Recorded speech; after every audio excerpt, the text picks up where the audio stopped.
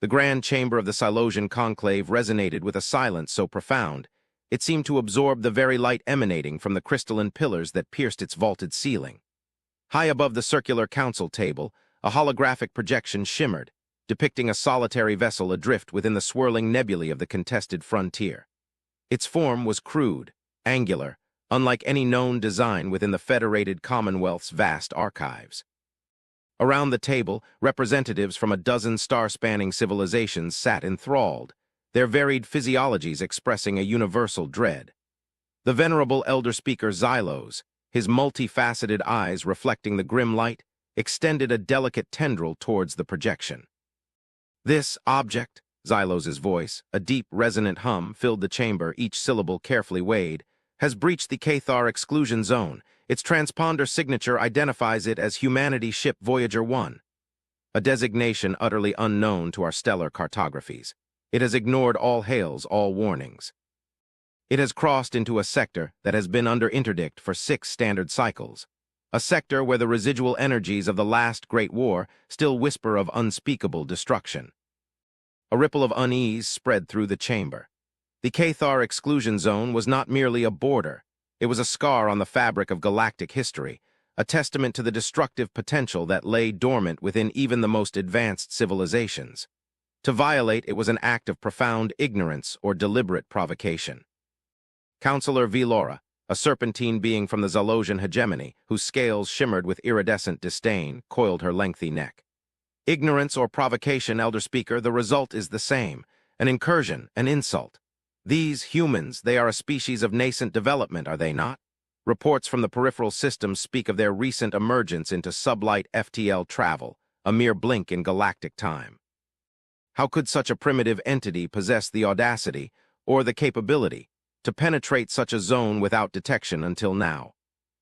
"Their audacity is indeed perplexing, Counselor," Xylos conceded, his tendrils retracting slowly, a subtle tremor running through them.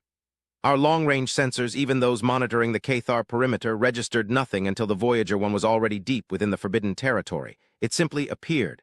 No warp signature, no jump drive fluctuations, no conventional FTL trail whatsoever.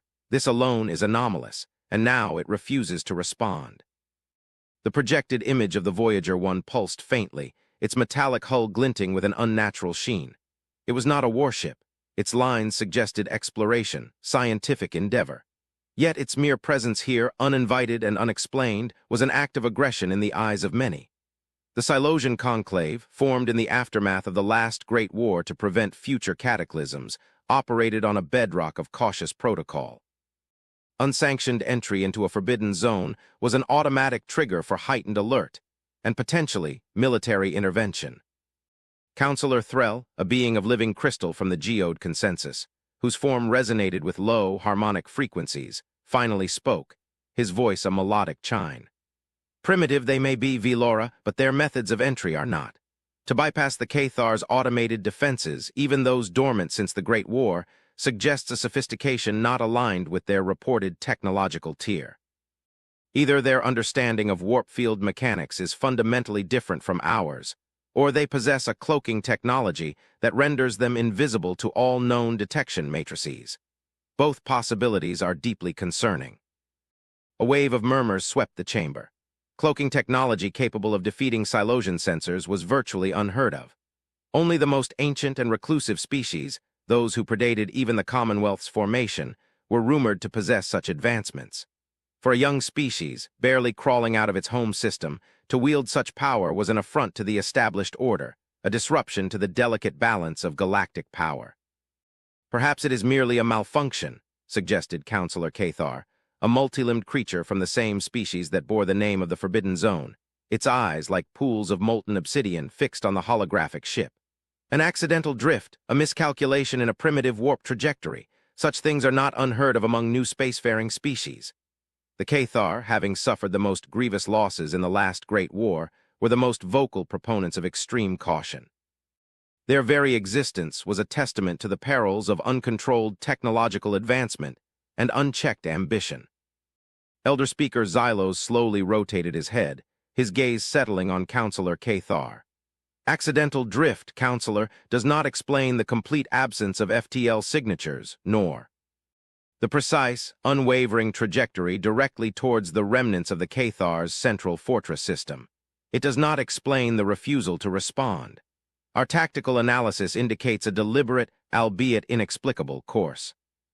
The implication hung heavy in the air. The humans were not lost. They were seeking something, or perhaps asserting something. But what could a nascent species possibly hope to gain from provoking the entire federated Commonwealth? Or worse, what desperate knowledge or weapon might they be seeking within the remnants of the Cathar homeworld? Our options are limited, Elder Speaker Xylos continued, his voice now imbued with a somber gravitas. The Silosian Directive, established in the wake of the Great War, mandates a preemptive response to any unsanctioned incursion into a sealed zone. The Voyager 1 must be stopped. But we face a dilemma. To use overwhelming force against what might be a lost vessel or a technologically inferior one would violate the principles of the Conclave. Yet, to allow it to proceed further could risk reawakening ancient dangers. Counselor Velora's scales flared with irritation. Then we disable it, Elder Speaker. A measured response. A precision strike against its propulsion systems, its weapon arrays, if it even possesses any. A display of our resolve without unnecessary destruction. We capture the vessel, analyze its technology, interrogate its crew. We discover their intentions. A capture operation is fraught with risk, Threll interjected, his crystalline form pulsing with a deeper blue hue. If their method of entry is indeed cloaked or based on unknown physics, then their defensive capabilities might also be unknown.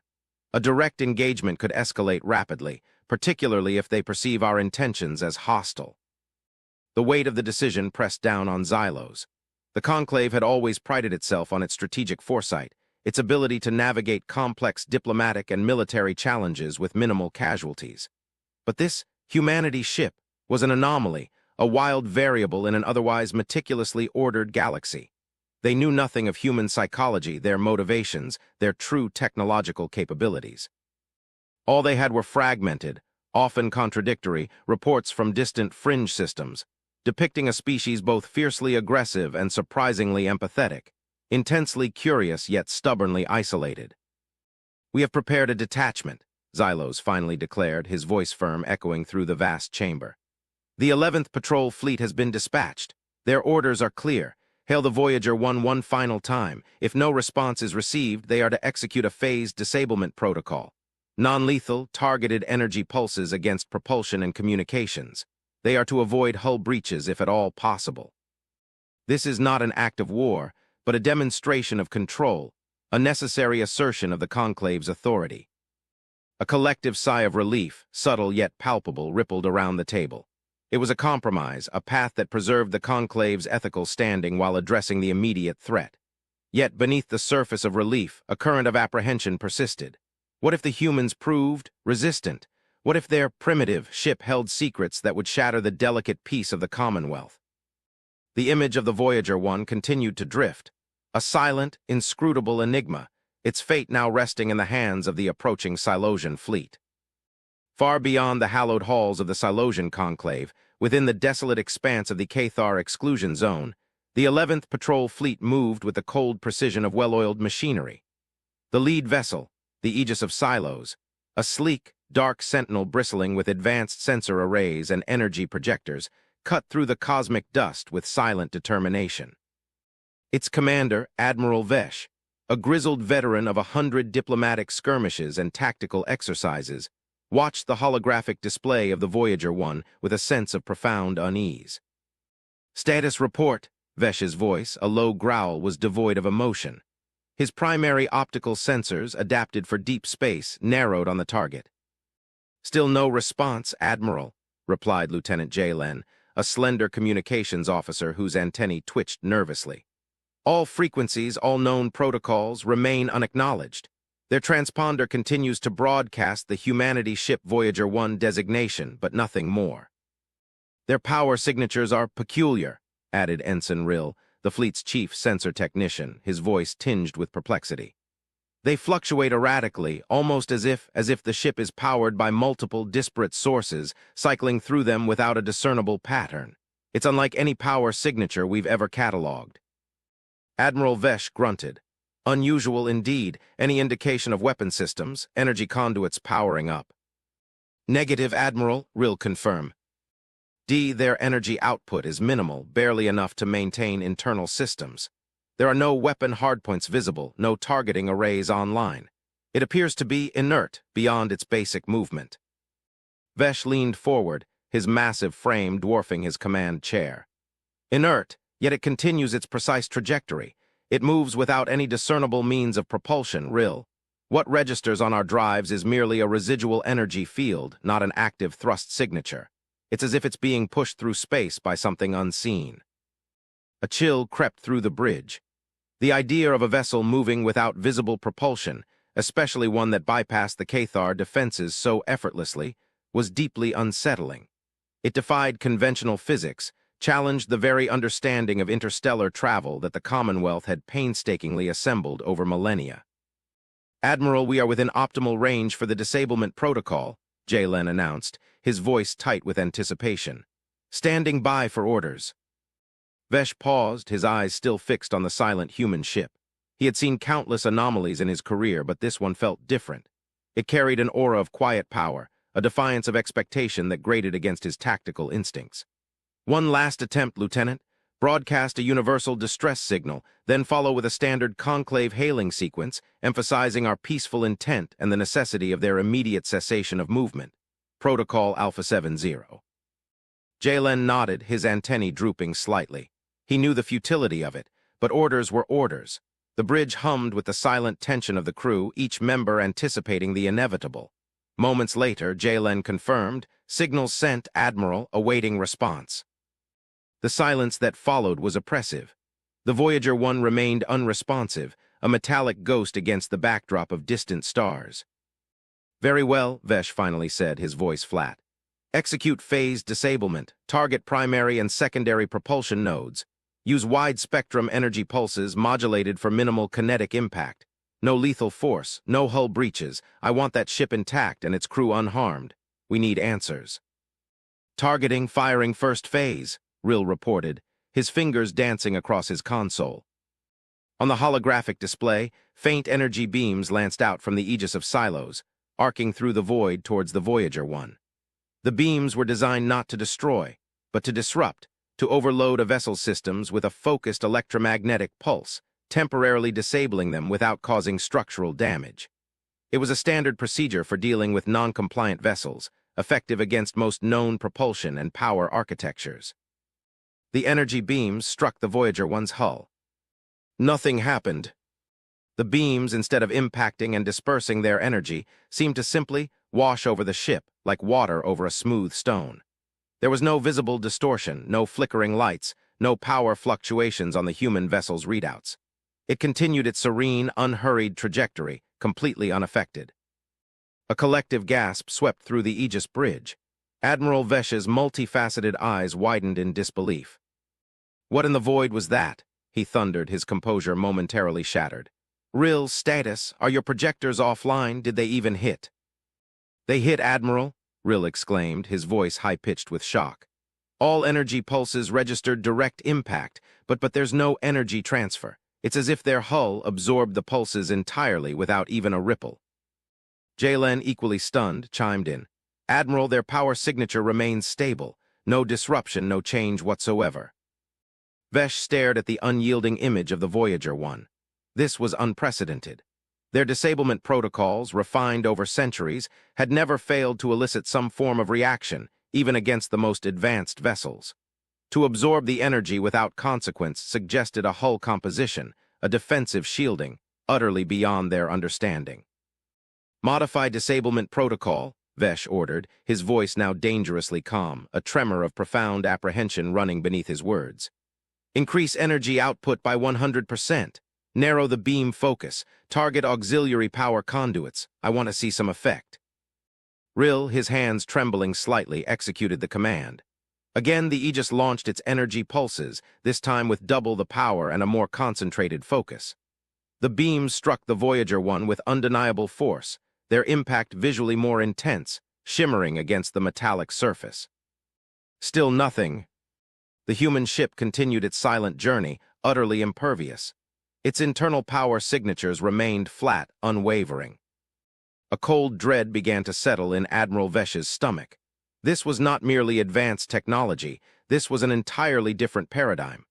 Their most potent non-lethal weapons, designed to incapacitate vessels many times. The size of the Voyager 1 were proving utterly useless against this deceptively simple craft. "Admiral, their trajectory is unchanged," Jalen reported, his voice barely a whisper. "They are now approaching the inner perimeter of the Cathar homeworld. They will reach the orbital defense array in less than 5 microcycles." The orbital defense array of Cathar was a relic of the last Great War, a dormant network of ancient weapon platforms designed for planetary defense. They were powerful, but designed for direct kinetic and explosive impact, not precision disablement. And most importantly, they were lethal. Activating them carried the gravest of risks. Vesh closed his eyes for a brief moment, the implications crashing down on him. The Silosian conclave had strictly forbidden the use of lethal force against the Voyager 1. Yet, allowing it to penetrate the inner defenses of the Cathar homeworld was an even greater violation, one that could trigger the full activation of the Cathar's ancient, automated deterrents. And if those ancient systems engaged, there would be no guarantee of the human ship's survival. "Attempt a final, highest-power disablement," Vesh commanded, his voice strained. "Focus all available energy on a single, sustained pulse. Target the suspected core reactor. If that doesn't work, then we send an urgent Priority 1 message to the Conclave. We have encountered an unknown and insurmountable technological barrier. We are unable to comply with the disablement directive." Rill braced himself, his hands flying across the console. The Aegis groaned as its power core surged, diverting all available energy to its primary projectors. A single, blinding beam of concentrated energy erupted from the warship, striking the Voyager 1 with the force of a small nova. The void around the human ship flared with unnatural light. And then, just as before, the energy dissipated. The Voyager 1 remained untouched, its hull gleaming impassively, its power signatures utterly stable. It was as if the ship was not merely shielded, but fundamentally unaffected by the very concept of energy transfer. A profound silence descended upon the bridge of the Aegis of Silos. It was a silence born of utter, uncomprehending defeat. Admiral Vesh stared at the human ship, a myriad of emotions warring within him: shock, fear, respect, and a dawning, terrifying understanding. These humans, this primitive species, had somehow built a vessel that laughed at the most advanced weapons the Federated Commonwealth could bring to bear. They had not just upgraded their ship, they had reimagined the very principles of spacefaring technology. "Admiral," Jalen's voice was a barely audible whisper, "the Voyager 1, it's slowing down. It has stopped. It is holding position directly above the main planetary ring of the Cathar homeworld. And wait, it's emitting a signal, a focused, high-bandwidth transmission." Vesh's head snapped up, his optical sensors focusing with renewed intensity. "A signal? Finally, on what frequency? What protocol?" It's an open broadcast, Admiral," Rill interjected, his voice trembling with a new kind of awe. "But the signal, it's not data, it's visual and audio. It's an image, Admiral, of a human." The holographic projection of the Voyager 1 shimmered, and then a new image resolved within the void. It was a human face, serene and unblemished, framed by a simple, dark uniform. The eyes were dark, intelligent, and held an unexpected depth. The mouth, a thin line, held a hint of quiet resolve. "On screen," Vesh commanded, his voice now hushed with an almost religious reverence. The human face expanded, filling the bridge with its unexpected presence. Then a voice, calm and clear, resonated through the Aegis bridge, speaking in perfect, unaccented Galactic standard. "Greetings, Federated Commonwealth. This is Captain Eva Rostova of the humanity ship Voyager 1. We apologize for the lack of prior communication. Our vessel operates on principles incompatible with your current sensor and communication technologies. We were unaware of the interdict on this sector until our internal navigation system, which utilizes a different temporal spatial framework, registered your designation of Cathar Exclusion Zone. We ceased movement immediately upon understanding the restriction." A collective gasp swept through the Aegis bridge, a sound of profound shock and utter bewilderment. Incompatible principles, different temporal spatial framework. The sheer audacity of the claim, delivered with such calm, understated authority, was almost comical, were it not for the undeniable fact that their ship had just shrugged off the best the Commonwealth could offer. Captain Rostova continued, her voice unwavering. We detected your attempts to disable us. We registered the energy pulses, but our structural integrity field and quantum resonance shielding were designed to operate across a broader spectrum of energy frequencies, rendering most conventional energy transfer ineffective. We regret any alarm this may have caused. We harbored no hostile intent. Admiral Vesh, his mind reeling, could only stare at the human captain. This wasn't just an upgrade, it was a complete paradigm shift. They hadn't just sanded their ship. They had reimagined it, built it from a foundational understanding of the universe that dwarfed the Commonwealth's own. And they had done so with a quiet humility, a complete lack of boasting, even in the face of such overwhelming superiority. We came here for a specific purpose, Captain Rostova explained. Her eyes, though fixed on no single point, seemed to gaze directly into Vesh's own. Our long-range observations, conducted over several human generations, indicated anomalous energy readings emanating from this sector. Readings that correlate with a phenomenon we have catalogued as Chronos flux. We believe these readings are residual, echoes of the last Great War, as you call it. Our research suggests that unchecked Chronos flux can destabilize localized spacetime, potentially leading to cascading causality breaches. The bridge crew exchanged bewildered glances. Chronos flux, causality breaches. These concepts were almost mythical, theoretical constructs debated only by the most esoteric of Silosian quantum physicists. For a nascent species to not only be aware of them, but to have developed technology to measure and even potentially mitigate them, it was unfathomable. Our mission, Captain Rostova concluded, her voice gaining a subtle firmness, is to study and, if possible, neutralize the Chronos flux within this zone to prevent any further deterioration of the local spacetime continuum. We understand that this sector holds significant historical and emotional weight for your peoples. We seek no resources, no territorial claims, only to ensure galactic stability for all. Admiral Vesh finally found his voice, a rasping whisper. Captain Rostova, your claims, they are extraordinary. Our disablement attempts, they did not affect your vessel at all. Your technology, it appears to be millennia beyond our own. A faint, almost imperceptible smile touched Captain Rostova's lips. Admiral, beyond is perhaps not the most accurate descriptor. Our understanding of universal constants simply diverged at a certain point in our technological development. We discovered that by embracing certain quantum entanglement principles from the outset, we could achieve efficiencies that circumvent traditional energy requirements and even structural limitations. We don't power our ships in the conventional sense. We exist in a state of controlled temporal-spatial resonance, which allows us to manipulate our local environment with minimal external energy input. The implication hung in the air, breathtaking in its scope. They didn't merely have better shields or engines, they had rewritten the rules of physics for their own vessels. And they had done so without fanfare, without threats, without even a hint of aggression. They had simply done it. Admiral Vesh, still reeling, knew his report to the Conclave would shake the foundations of the federated Commonwealth. The humans were not a primitive threat. They were an enigma, a challenge to everything they thought they knew and perhaps a harbinger of a new galactic epic. He finally spoke, his voice imbued with a newfound respect. Captain Rostova, on behalf of the federated Commonwealth, I formally request your cooperation. Share your knowledge, explain your methods. The Conclave will need to understand. Captain Rostova's smile broadened slightly, a gesture of quiet acceptance. We anticipated this, Admiral. Our purpose is not to hoard knowledge, but to share it, for the betterment of all sentient life. We merely seek understanding and the opportunity to fulfill our mission. We are prepared to transmit our preliminary findings on Chronos flux and our proposals for its mitigation immediately. The bridge of the Aegis of Silos erupted in a flurry of activity, but this time it was not born of fear or panic, but of a profound, collective wonder. The silent, inscrutable human ship had finally spoken, and its words had opened a new, unimagined chapter in galactic history. The Silosian conclave chamber, which had moments ago been a crucible of fear and apprehension, was now a cauldron of stunned silence, punctuated by disbelieving murmurs. The live feed from Admiral Vesh's Aegis of Silos played across the central holographic projection, showing Captain Rostova's composed face, her calm explanations of quantum resonance shielding and temporal spatial navigation. The elders and counselors, their diverse forms expressing various states of shock, absorbed the impossible truths.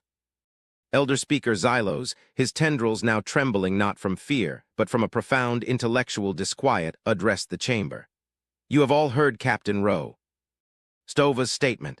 You have witnessed the 11th Patrol Fleet's complete inability to affect the Voyager 1. The human vessel is not merely resistant, it is functionally impervious to our most advanced disablement protocols. And their explanations, they speak of scientific paradigms we had considered theoretical or even mythical.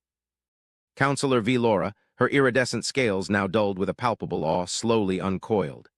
Temporal spatial resonance, chronos flux mitigation.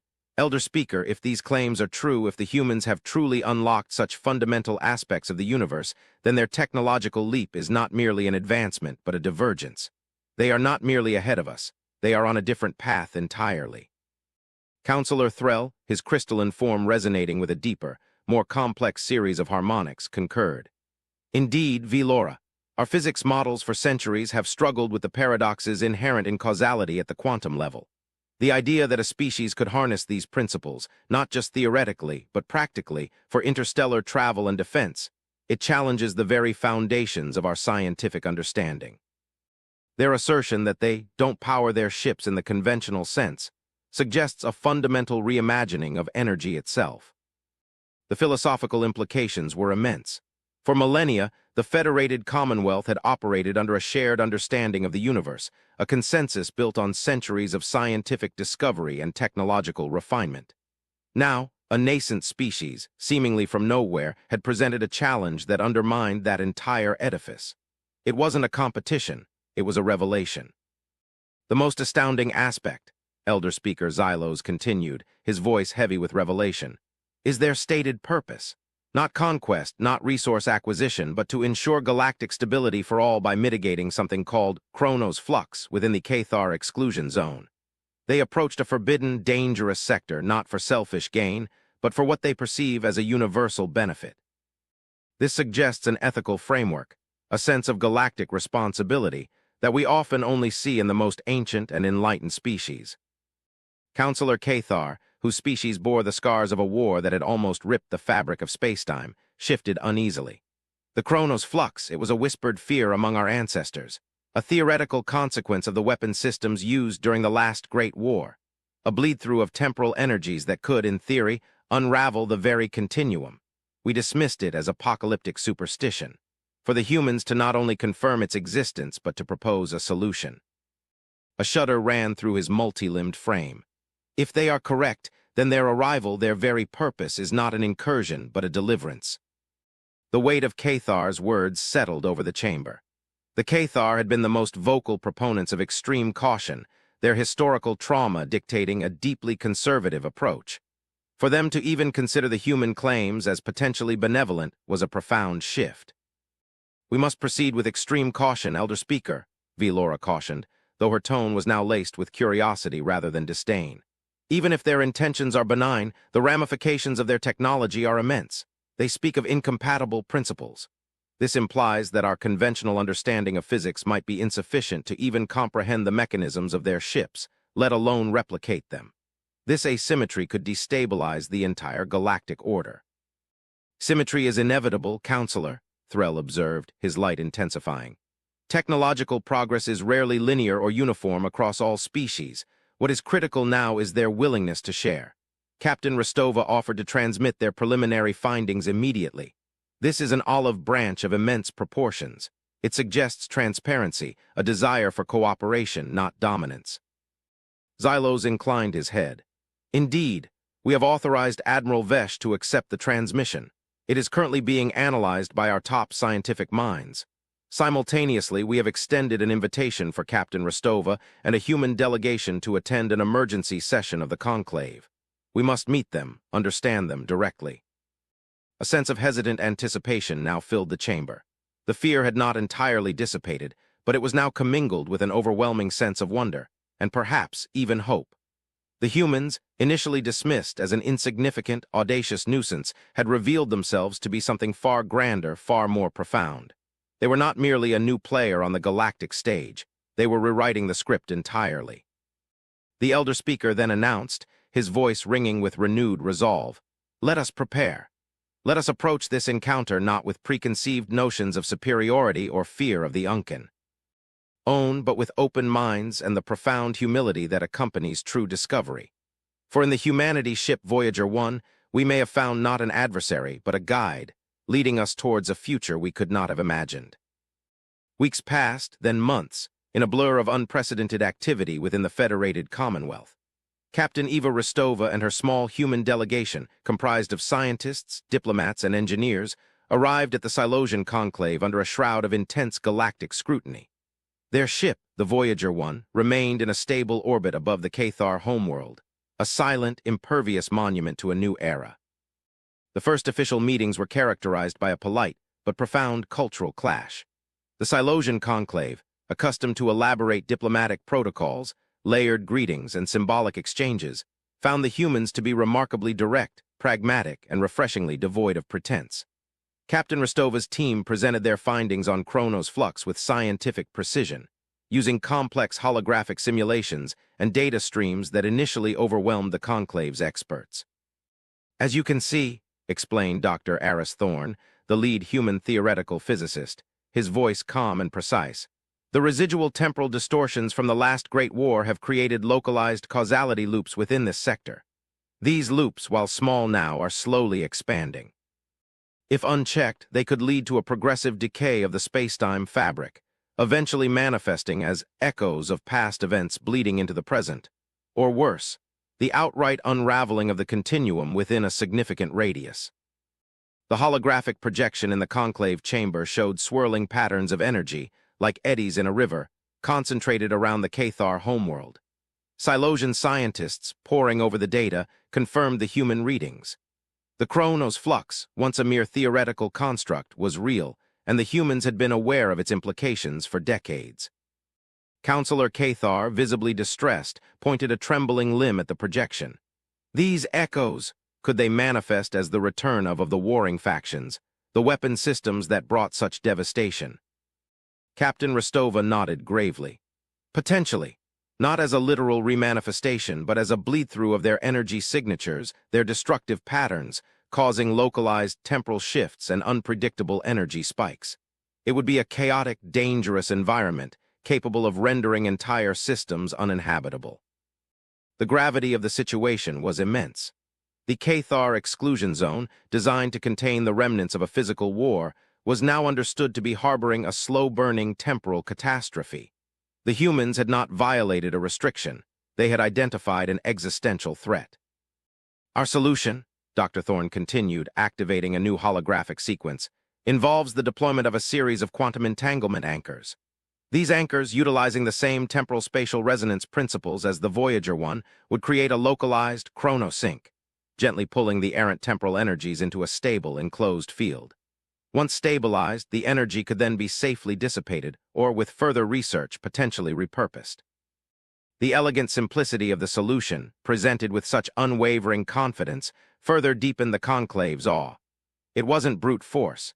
It was a sophisticated, almost surgical manipulation of fundamental universal forces.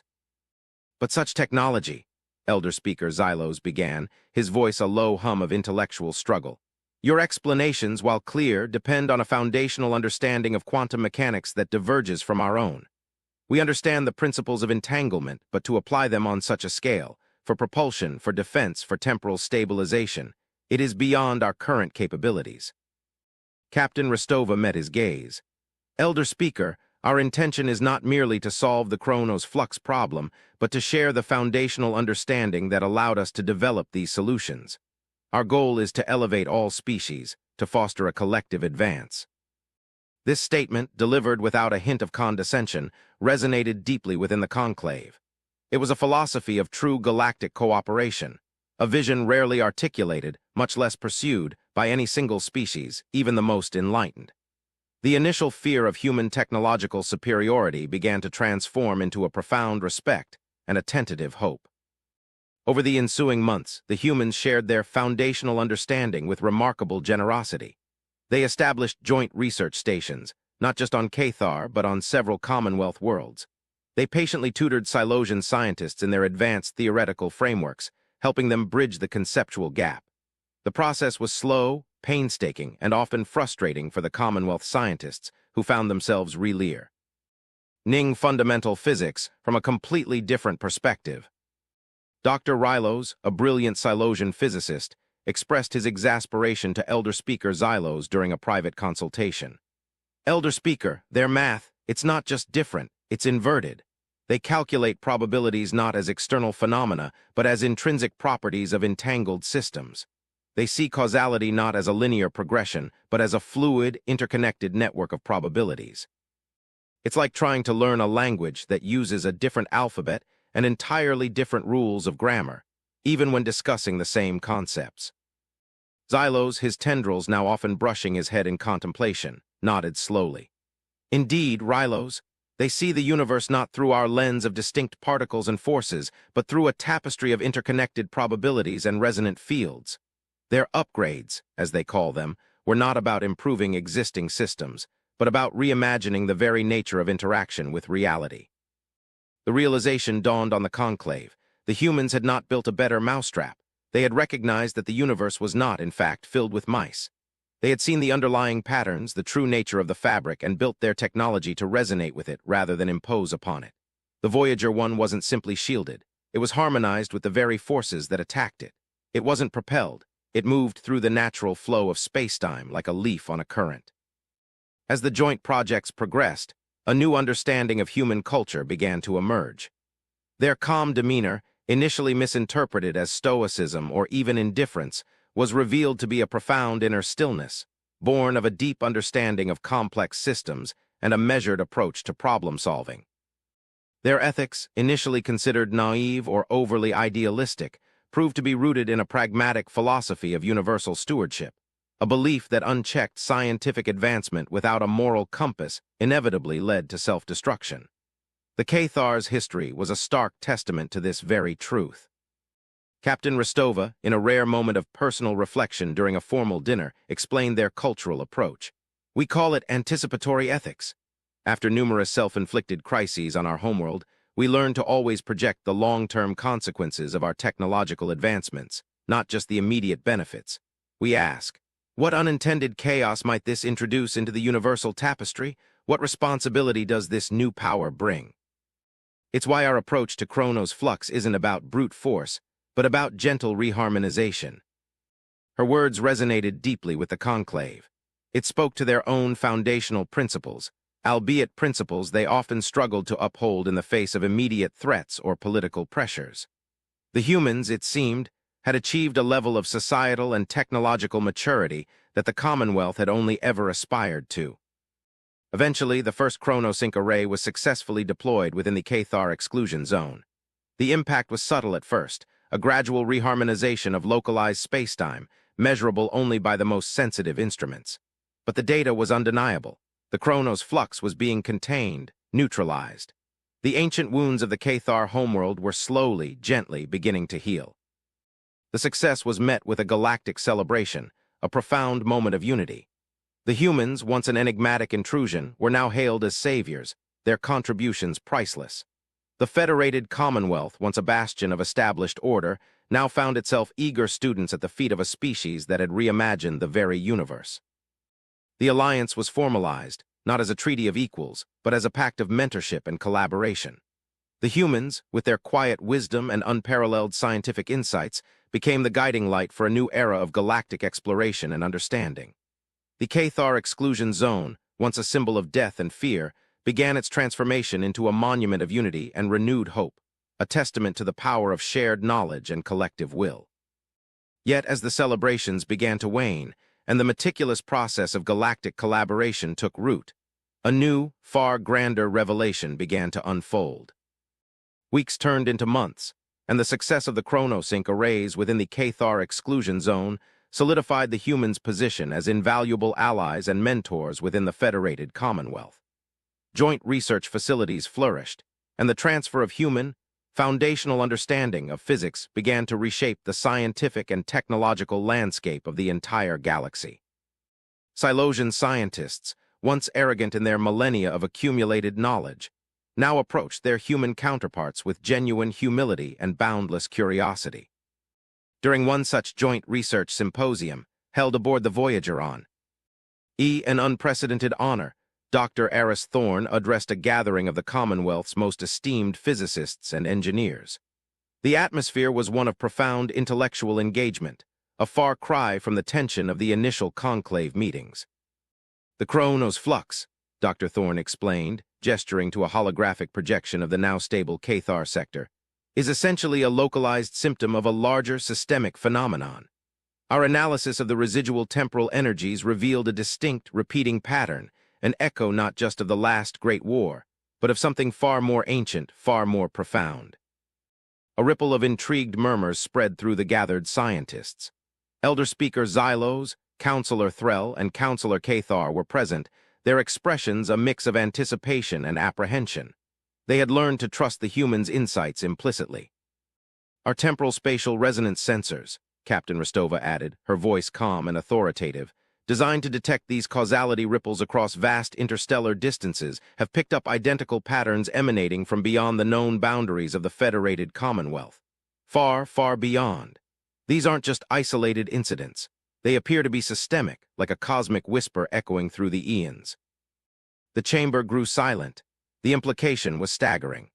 The Chronos flux, which they had believed to be a localized problem stemming from their own galactic history, was apparently a universal phenomenon, potentially indicating a deeper, more fundamental issue with reality itself. Dr. Thorne then activated a new holographic display, depicting a vast, intricate network of faint, pulsing lines stretching across unimaginable distances, crisscrossing the known galaxy and extending into the uncharted voids beyond. Each pulse represented a nexus of Chronos flux, a localized temporal anomaly. Based on the unique resonant frequency signatures of these widespread Chronos flux events, Dr. Thorne continued, his eyes alight with intellectual fervor, we've been able to correlate them with a specific type of cosmic phenomenon, the decay of ancient, hyperdimensional structures. Structures so vast, so old, that their very presence in spacetime leaves behind these temporal ripples as they slowly unravel. Counselor Cathar's many eyes widened in a mixture of fear and wonder. Ancient structures? What kind of structures are you speaking of? Are these the remnants of some primordial civilization? Captain Rostova stepped forward, her gaze sweeping across the stunned faces in the chamber. Not merely the remnants of a civilization, Counselor. Our data suggests these are what we term cosmic weave points, ancient, abandoned megastructures designed to manipulate the very fabric of spacetime on a galactic scale. They are not built within spacetime, but of spacetime itself, weaving causality and reality into specific configurations. And they are failing. The full weight of her words settled upon the gathering like a physical force. Cosmic weave points, megastructures that manipulated reality itself. It was a concept so grand, so utterly beyond their previous understanding, that it stretched the limits of their imagination. Their purpose, Elder Speaker Xylos's hum was barely audible, thick with profound reverence. To shape reality itself, we believe, Dr. Thorne elaborated, his voice hushed. To stabilize cosmic phenomena, to perhaps even guide the evolution of galaxies, we found faint embedded imprints within the Chronos flux signals, not data but conceptual echoes. These echoes suggest a vast, intricate design, almost like a universal clockwork, where these structures were the gears that kept the cosmos in harmonious order. But if they are failing, Counselor Velora began, her scales shimmering with an unprecedented dread. Captain Rostova finished her thought, her voice holding a somber gravity. Then the very fabric of reality, on a universal scale, is slowly, imperceptibly, coming undone. The Chronos flux in the Cathar exclusion zone was not an isolated incident of galactic self-destruction. It was merely a localized manifestation of a much grander, cosmic decay. We believe these structures were built by a civilization that predates all known life, perhaps even predates the formation of galaxies themselves. And for reasons unknown, they are now abandoned, slowly decaying, leaving behind these temporal wounds. The chamber was plunged into a shocked silence. The initial crisis, the rogue human ship, the Chronos flux in the Cathar sector, now seemed utterly trivial in comparison to this grand, terrifying revelation. The universe itself was threatened, not by war or pestilence, but by the quiet, inexorable decay of forgotten gods. Our mission, Captain Rostova continued, her eyes reflecting a profound sense of responsibility, is no longer limited to merely mitigating localized Chronos flux. It has become a quest to understand these cosmic weave points, to discover why they were abandoned and, if possible, to find a way to repair them, or at least to prevent the cascading causality breaches that could eventually lead to the unraveling of the entire universe. The Federated Commonwealth, which had just learned to cooperate with a seemingly primitive species, was now confronted with a threat that transcended all known conflicts, all known scales of existence. It was a threat that demanded not just cooperation, but a unified, interspecies effort on a scale never before contemplated. Elder Speaker Xylos rose from his seat, his tendrils extended towards the holographic projection of the fading cosmic weave points. His voice, now filled with a deep, resonant determination, echoed through the chamber. "Humans," he declared, his gaze settling on Captain Rostova, "you came to us as an enigma. You spoke of technologies beyond our comprehension, of a different path to understanding the universe. We underestimated you, mistook your quiet wisdom for ignorance, your advanced methods for insolence. But you did not come to conquer nor to boast. You came to warn us, to guide us, to save us from a threat we could not even perceive." He turned to address the gathered representatives of the Commonwealth. "The universe, it seems, is far vaster, far more fragile, and far more wondrous than we had ever dared to imagine. Our old conflicts, our petty disputes, our technological arrogance, they are dust before this cosmic truth. We must now stand together, united not just as a commonwealth of species, but as custodians of reality itself. The humans have shown us the way. They have reminded us that true power lies not in dominance, but in understanding, not in destruction, but in preservation, and not in isolation, but in unity." Counselor Velora, her scales now shimmering with a vibrant, hopeful hue, finally spoke, her voice filled with a newfound reverence. "They did not just sand their ship, they upgraded their very perception of existence. They bound imagination to the fundamental laws of the cosmos, seeing connections where we saw only voids. And now they offer to teach us to see with new eyes." Counselor Threll's crystalline form glowed with an internal light, his harmonic frequencies resonating with pure, unfiltered optimism. "This is the true purpose of discovery, Elder Speaker.